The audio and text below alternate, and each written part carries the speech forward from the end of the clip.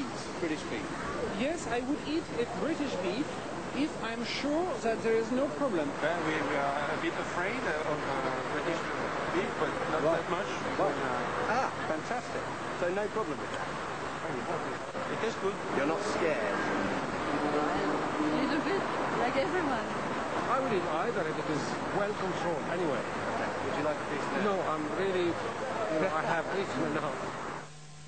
So Matt, the French, the Parisians, quite unexpectedly flexible, I thought. A lot of people very happy to take my beef from me, Annie. But even more interesting was what happened when I took an entrecôte, French steak to you, down to Trafalgar Square. Interesting, very interesting. Have a look at what happened when I met Arts Minister Alan Howard MP. Bit of French beef for you? Sure? It's good, I cooked it myself. Would you have a problem with French beef? On principle at the moment, yes. Why on principle? Well, because I think they're being particularly difficult regarding accepting our beef. Minister. Hi, I'm from BBC Television. We're doing a piece about French beef. No, I'm sorry, I'm busy doing something quite different. You shouldn't let your PRs protect you from everything. You might enjoy it. You're interested in what you want to discuss. Do you want a bit? This is a private photo call. Well, yeah, but it's in the middle of Trafalgar Square. Would you mind? You're engaged in a photo call with a completely different lot of people. Would you kindly Sure, we just like a little bit. Kindly depart. Okay, I understand you're trying to do Take a your bit for job, later. but we are trying to do something quite different for these young For people. BBC. Do you want a bit? Do you want a bit? It's Trafalgar Square. It's what? Shall I give you the number for the press office? Yeah, if you could, that would be great. Have a bit of this while you write it out if you want. Toot your trumpet if you'd eat French beef. Toot your trumpet if you wouldn't eat French beef. I must say, Matt, considering he's the Minister for Sport and Ballet Dancing, or one of them, he's not very entertaining, is he? I think he works very hard, Annie. He probably doesn't get out to eat much, so, you know, I think that's what it's Not up very to. user-friendly at all. Anyway, look, with me I've got Andy Nutter. He's TV chef. He's also got his own restaurant, haven't you? That's right, in Rochdale, a French restaurant. So what are you going to do? Now it's modern English, I prefer to call it. So you're one of these TV chefs who's taking a stand, are you? Well, that's at the moment. I'm refusing to buy any more French produce until this ban is lifted. I just think it's a load of rubbish. Yeah, but look, a lot of people that I was speaking to in Trafalgar Square, some of them said, yeah, OK, this is a problem, but a lot of them are saying it really doesn't matter to me. Lots of them are tourists.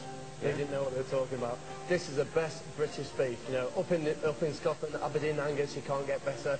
Even though, you know, it's actually fed on seaweed. Can you imagine that? All the vitamins, minerals. It's beautiful. The green pastures of England. All right, Andy, thank you very much. In Rochdale, it matters, apparently, Annie. OK, thanks, Matt. Right, next, Newcastle United, and it's season... This is to go with my new title. I am now Lord Matthew Allwright of York. It's a title I bought from a company called English Feudal Titles. And if you want one, it will cost you up to £1,000 for the privilege. For that much money, though, how close do you get to the real thing? Lord Raymond and Lady Tracy St Clair of Huntingdon, surveying their estate. Their housing estate. This is their residence, Barnwell Manor. Or to you and me, number 20, The Close.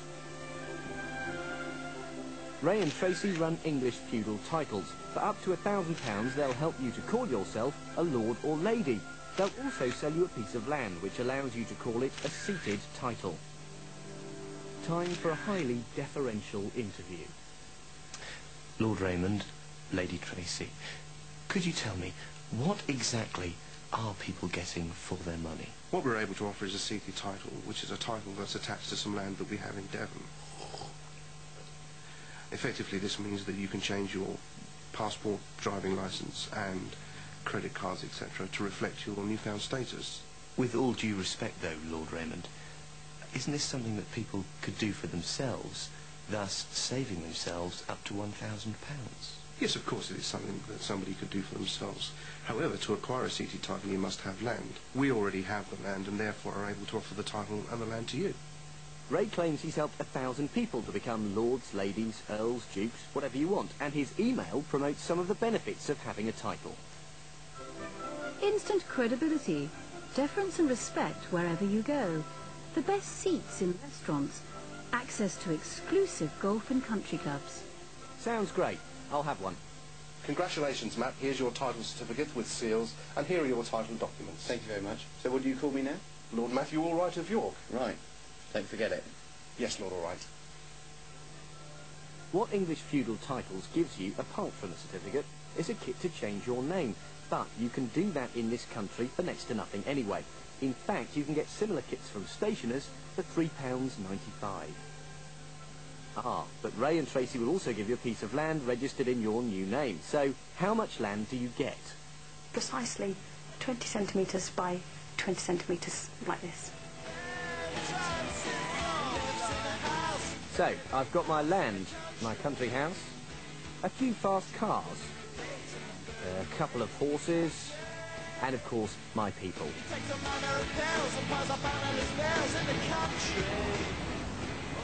Hello. So, how about that newfound credibility? Hello. First stop, Coots, the bank for the rich and famous. No luck. My title didn't get me too far, not without a lot more money to go with it. On to somewhere else you find the rich and famous. Harrods. Good morning, Lord Allwright. Now that's more like it. But they're like that with everyone. I took my certificate to the Manorial Society. It's an association of lords of the manor and peers of the realm. This is all no doubt great fun. Have you tried taking it to the Peers' entrance to the House of Lords? I might pop down later on if that's all right. Well, it's certainly I can't stop you, but they might well. Well, I mean, this is a bit of fun, as I say. It doesn't make you a lord. Right. But there it says very clearly Lord Matthew Allwright of York. Well, I could call myself Lord Robert. I'd like to stop me from doing that. But I wouldn't expect to be admitted to the House of Lords as a peer of the realm as a consequence. Otherwise, there'd be 60 million people sitting in there, wouldn't there? So it doesn't cut much mustard with those in the know. One last try. Hello, it's Lord Allwright of York here. Could I book one of your tables, please? One of your better tables. So much for the nobility getting the best tables.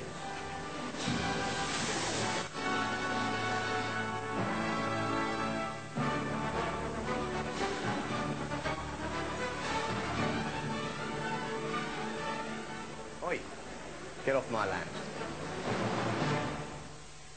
Right, important to say, Annie, that if you do change your name, you can't use it for financial gain, because that's called fraud.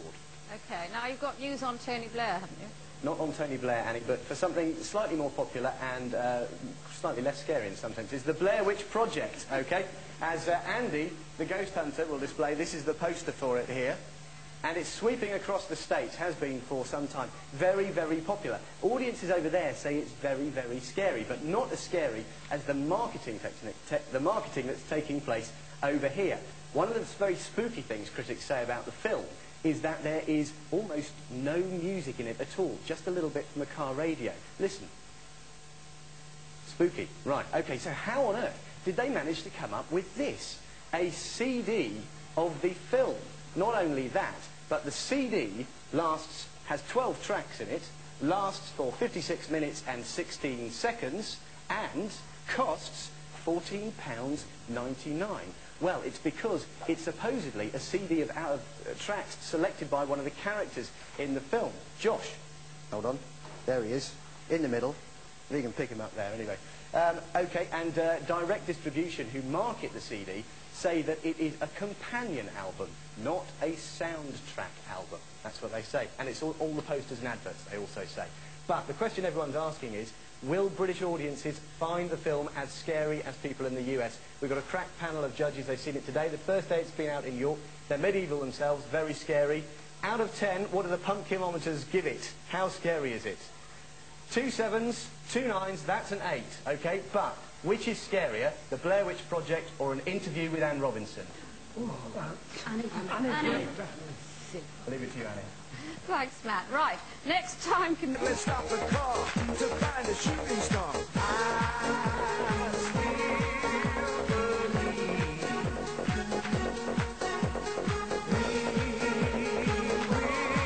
still believe we will succeed. Your lips were soft and sweet. I tried to move my feet. You held me in your hand. You woman, me a man. Yeah, this is what